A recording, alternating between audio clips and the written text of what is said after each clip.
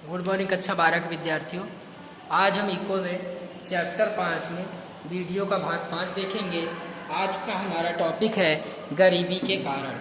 क्या टॉपिक है स्टूडेंट? गरीबी के कारण। गरीबी के कारण टॉपिक का नाम है गरीबी के कारण। गरीबी के कारण में आज हम पहला पढ़ेंगे ऐतिहासिक कारण। पहला क्या पढ़ेंगे? ऐतिहासिक कारण। ऐतिहासिक कारण क्या है उसके बारे में आज हम देखेंगे। तो चलिए अब हम स्टार्ट करते हैं ऐतिहासिक कारण के बारे में। तो ध्यान दीजिए स्टूडेंट, गरीबी का ऐतिहासिक कारण क्या है। तो बात करते हैं किसी भी समस्या के श्रेष्ठ समाधान एवं निदान के हेतु समस्या के कारणों को जानकर उसको दूर करने के उपाय करना चाहिए। जाहिर सी बात है कि कोई भी समस्या हो, कोई भी परेशानी हो, तो सबसे पहले हमें समस्या की परेशानी को समझना चाहिए और तब उसे हल करने का प्रयास करना चाहिए।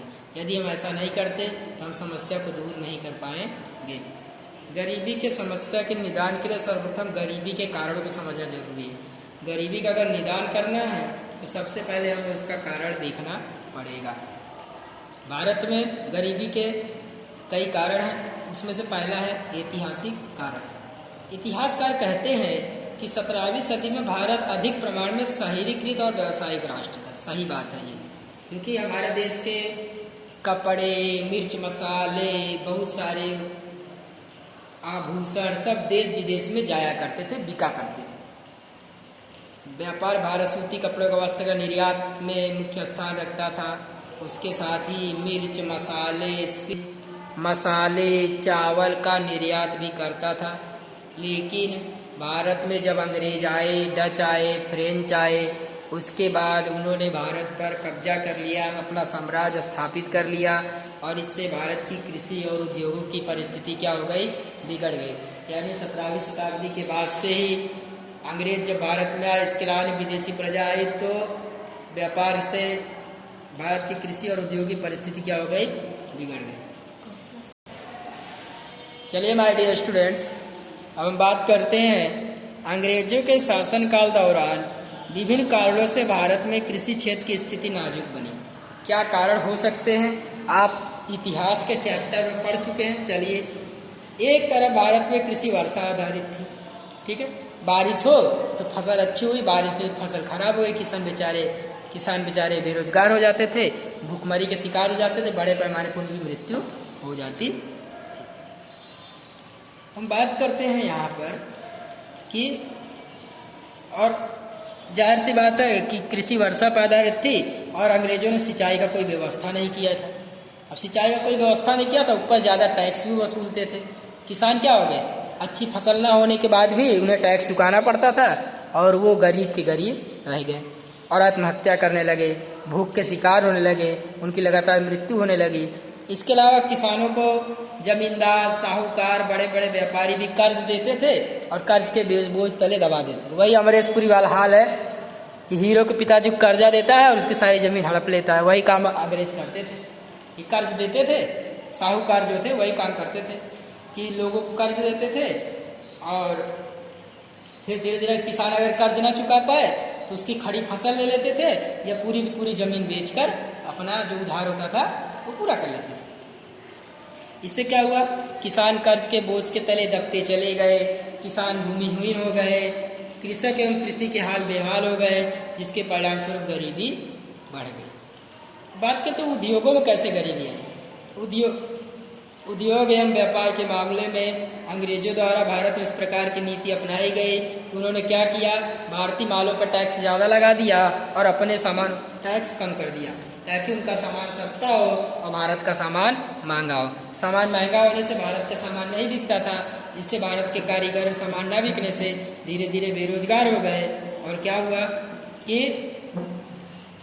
वो खेती की तरफ बढ़ गए। यानी जो कारीगर काम करते तो खेती की तरफ बढ़ गया, खेती पर बोझ बढ़ गया। और दूसरी चीज अंग्रेजों ने क्या किया? अपनी वस्तुओं को बेचने के लिए रेलवे का प्रयोग किया। 1853 में रेलवे लाइन बिछाई, मुंबई थाने के पीछे पहली रेलवे चली। बहुत बड़े पैमाने पूंजी निवेश किया, लेकिन ध्यान रहे भारत में कोई भी उद्योग नहीं लगाया। सारा उद्योग उन्होंने इंग्लैंड में लगाया। औद्योगिक क्रांति इंग्लैंड में हुई, भारत में कोई क्रांति नहीं हुई।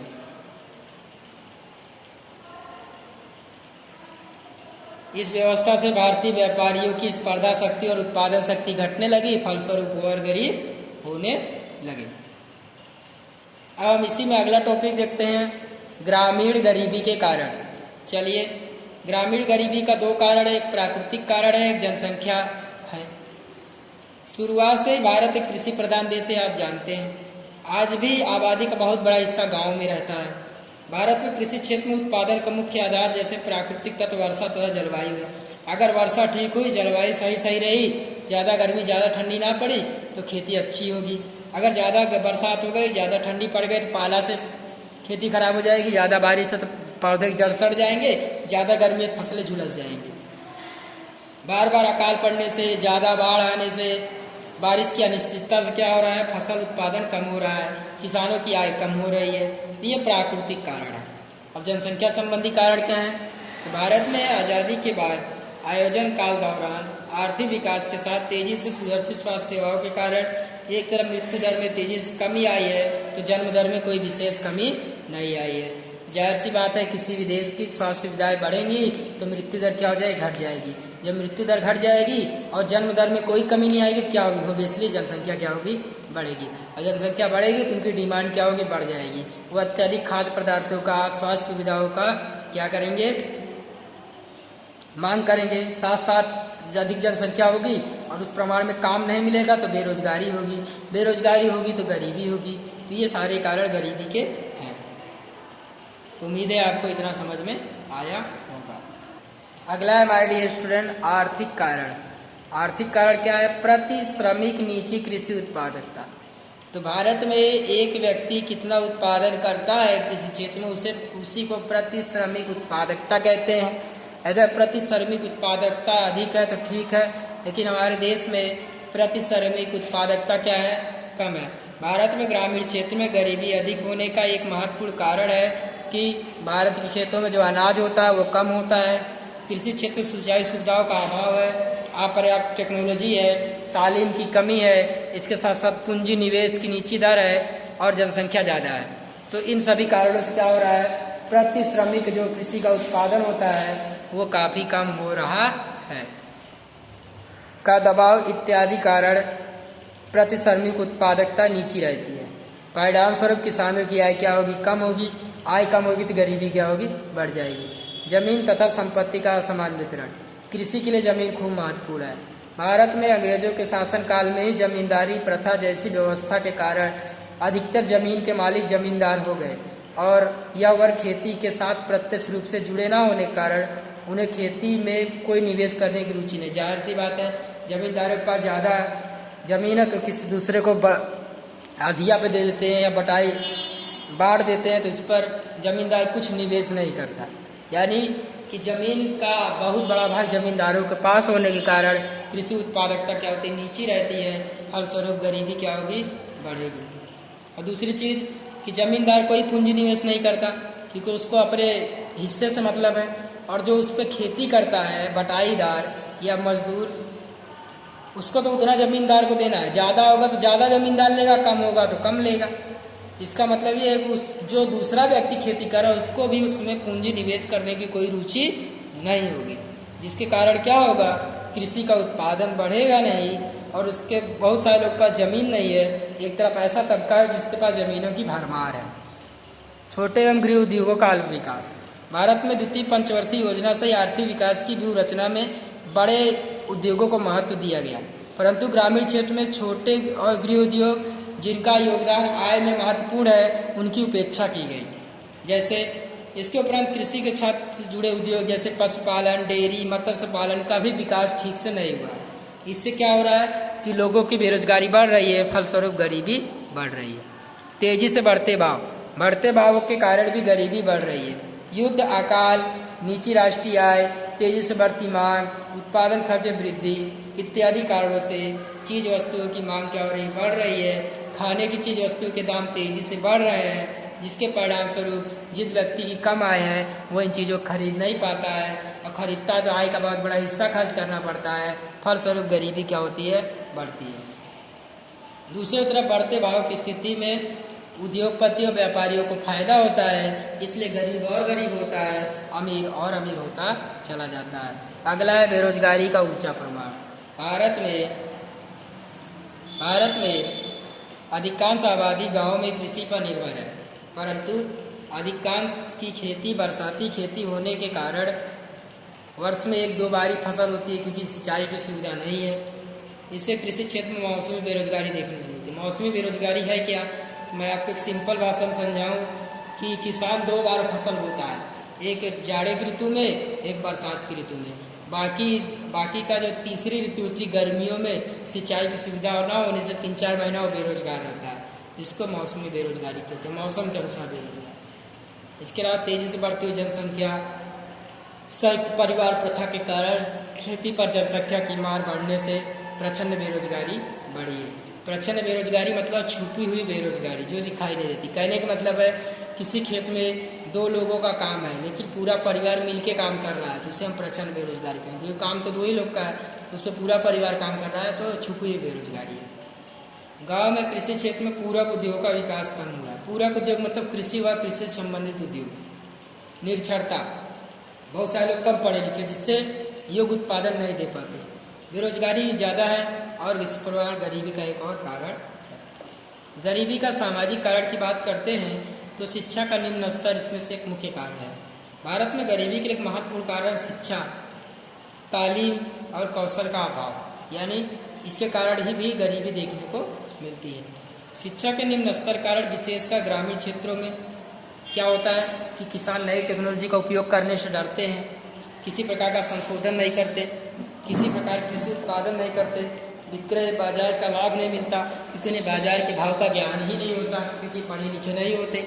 इसलिए इसके परिणाम स्वरूप कृषि क्षेत्र में एक तरफ प्रति हेक्टेयर उत्पादन कम होता है, दूसरी तरफ प्रति व्यक्ति उत्पादकता भी नीची रहती है, जो किसानों की नीची आय का परिणाम है। इसके अतिरिक्त शिक्षा के निम्न स्तर के कारण गाँव में वैकल्पिक रोजगार प्राप्त करने में भी काफ़ी परेशानी हो रही है। वेतन क्या होता है, कम मिलता है और गरीबी का स्तर ऊंचा रहता है। अगला है लैंगिक असमानता। भारत में स्त्री पुरुष असमानता शुरुआत से ही अस्तित्व में है। भारत का समाज शुरू से ही पुरुष प्रधान है। हमारा समाज क्या है स्टूडेंट, शुरू से ही पुरुष प्रधान है। तो समाज में स्त्रियों के स्वास्थ्य पर कम ध्यान दिया जाता है। आप देखते हैं परिणाम स्वरूप स्त्रियां कुपोषण की शिकार हो जाती है, उनका वजन कम हो जाता है, उनमें कमजोरी हो जाती है। इसके परिणाम स्वरूप प्रसूति के समय स्त्रियों की मृत्यु दर ज़्यादा होती है एवं नए जो बच्चे जन्म लेते हैं उनका स्वास्थ्य भी कम होता है। काम के वितरण के मामले में स्त्रियां घर का काम करें ऐसी मान्यता होती है। इससे क्या होता है, स्त्रियां कम पढ़ती हैं, जिससे उन्हें आर्थिक क्षेत्र में काम नहीं मिल पाता है। इसके अतिरिक्त कामकाज के स्तर में पुरुषों की तुलना में स्त्रियों को कम महत्व दिया जाता है, साथ साथ उनको पैसा भी कम दिया जाता है। इसके अतिरिक्त अर्थतंत्र में कुल जनसंख्या में स्त्रियों का प्रमाण लगभग आधे से भी कम है, जिसमें स्वास्थ्य का नीचा प्रमाण, आर्थिक क्षेत्र पर कामकाज के कम अवसर कारण परिवार की आय नीची रहती है। क्योंकि अगर परिवार के साथ स्त्रियां कंधे से कंधा मिलाकर काम करेंगी तो आय ऊंची रहेगी, फलस्वरूप गरीबी नहीं रहेगी। लेकिन स्त्रियों का काम में हिस्सा ना लेना भी गरीबी का एक बहुत बड़ा कारण है। तो उम्मीद है आपको इतना समझ में आया होगा। चलिए अन्य कारण की बात करते हैं गरीबी में। गरीबी के अन्य कारणों में देखिए, गरीबी के अन्य कारणों में पहला है युद्ध, दूसरा है संरक्षण खर्च में वृद्धि, दोषपूर्ण नीति। युद्ध कैसे गरीबी के कारण हो सकता है, ध्यान दीजिए। भारत के बाद, आज़ादी के बाद पाकिस्तान और चीन के साथ युद्ध किया, ये पता है। युद्ध के समय देश में कमी वाले संसाधनों एवं युद्ध के लिए आवश्यक शस्त्र का उत्पादन एवं आयात पे खर्च होता है। देश में जिन संसाधनों की कमी होती है उस पर खर्च किया जाता था। युद्ध हो रहा है तो युद्ध का साधन मंगाने में खर्च करेंगे, और इससे क्या हुआ, जिसमें जीवन जरूरी वस्तुओं के उत्पादन में कमी हो गई। यानी जो जीवन जरूरी, युद्ध दौरान भविष्य में चीज वस्तु कमी से बचने के लोगों ने क्या किया, युद्ध हो रहा है तो डर के मारे उन्होंने क्या किया, हर चीज को इकट्ठा करना शुरू कर दिया। अब इकट्ठा करना शुरू कर दिया, परिणाम स्वरूप भाव क्या हो गए, तेजी से बढ़े। इस प्रकार युद्ध के परिणाम स्वरूप देश की विकास प्रक्रिया बहुत पीछे हो जाती है। बार बार युद्ध का सामना करने से भारत में विकास लक्ष्य खर्चों में कटौती की गई, क्योंकि युद्ध में ज्यादा खर्च किया गया। जिससे विकास लक्षी कार्य नहीं हो पाए। इससे आर्थिक विकास नीचा रहा और बढ़ते हुए भावों की समस्या उत्पन्न हो गई, जिसके परिणामस्वरूप गरीबी में वृद्धि हुई। अगला है संरक्षण खर्च में वृद्धि। बार बार हुए युद्ध के कारण देश में सुरक्षा के मामले में खर्च करना पड़ेगा, क्योंकि अगर असुरक्षा रहेगी तो बार बार अटैक होंगे। इसलिए जब सुरक्षा में ज़्यादा खर्च करेंगे तो जो जरूरी कामकाज है उस पर कम खर्च किया जाएगा। तो वर्तमान में आतंकवाद जैसी समस्या भी संरक्षण व्यवस्था में खर्च को बढ़ा दिया है। और संरक्षण में अगर खर्च ज़्यादा हो रहा है तो बिन विकास लक्षी खर्च, आपने पढ़ा था 11वीं में, विकास लक्षी खर्च और बिन विकास लक्षी खर्च में उसमें जितनी वृद्धि होगी तो आर्थिक विकास में उतनी ही कमी होगी। अगला है दोषपूर्ण नीति। दोषपूर्ण नीतियों के कारण भी कभी कभी गरीबी बढ़ती है। भारत में तेज आर्थिक विकास करने के लिए आयोजन के अंतर्गत द्वितीय पंचवर्षीय योजना से आधारभूत बड़े उद्योगों का विशेष महत्व दिया गया। भारत में तेज आर्थिक विकास करने के लिए आयोजन के अंतर्गत द्वितीय पंचवर्षीय योजना में बड़े उद्योगों को ध्यान दिया गया। तेज औद्योगिकरण के द्वारा ऊंची दर से आर्थिक विकास कर देश में गरीबी बेरोजगारी की समस्याओं का निराकरण करने की नीति अपनाई गई। यानी नीति क्या अपनाई गई कि देश जब आजाद हुआ था तो देश के नेताओं ने सोचा कि बड़े उद्योगों को स्थापित किया जाए ताकि हम गरीबी को क्या कर सकें, कम कर सकें। लेकिन ऐसा नहीं हुआ। इस तरह देश में क्या था, अधिकांश आबादी कृषि पर निर्भर थी। अगर हम कृषि को क्षेत्र में खर्च करते तो हमारा आर्थिक विकास तेजी से होता। तो कई सरकार की दोषपूर्ण नीतियां हैं जिससे क्या हो रहा है, गरीबी क्या हो रही है, बढ़ रही है, बेरोजगारी बढ़ रही है। तो ये सभी कारण थे गरीबी के। अब हम अगले वीडियो में स्टूडेंट हम गरीबी घटाने के उपाय के बारे में चर्चा करेंगे। तो उम्मीद है आज आपको ये टॉपिक समझ में आया होगा। आज के लिए इतना ही। Thank you very